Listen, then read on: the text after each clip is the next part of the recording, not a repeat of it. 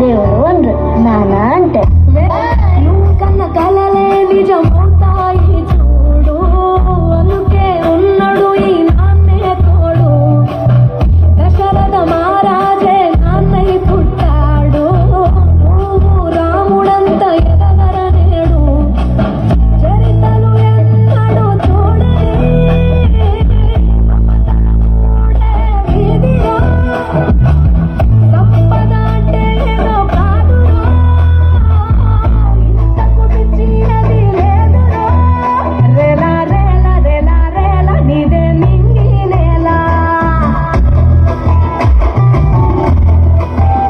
నిత్యం పండగలే బతుకు జన్మే ధన్యమయ్యేలా. నాన్న, మిమ్మల్ని టైట్గా హక్ చేసుకోవాలని చిన్నప్పటి నుంచి చేసుకున్నాను.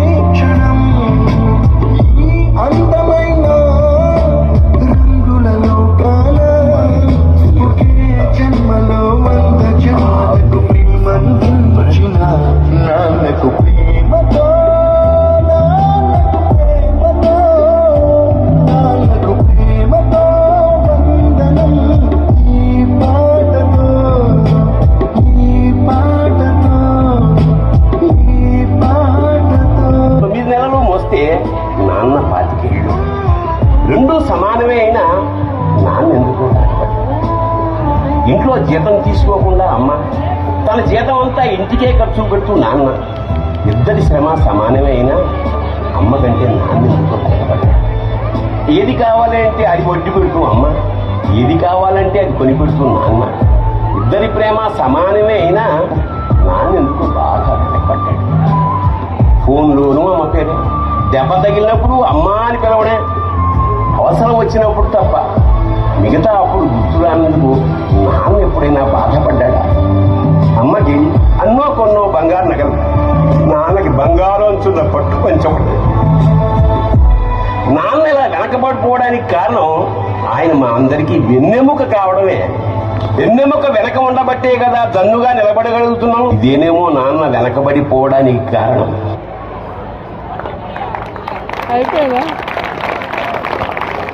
ఇది హృదయాన్ని హత్తుకునే ప్రదర్శన. ఇది కేవలం నృత్యం కాదు, ఇది ప్రతి తల్లికి ఇచ్చిన ఒక భావోద్వేగమైన గౌరవం. ఈ ప్రదర్శన మనందరికీ ఒక విషయాన్ని గుర్తు చేసింది. మన బలానికి వెనుక ఒక తండ్రి నిశ్శబ్దమైన పోరాటం ఉంటుంది. ఈ అద్భుతమైన భావనను చాలా చక్కగా వేదికపై చూపించిన మన విద్యార్థులకు మనస్ఫూర్తిగా అభినందనలు.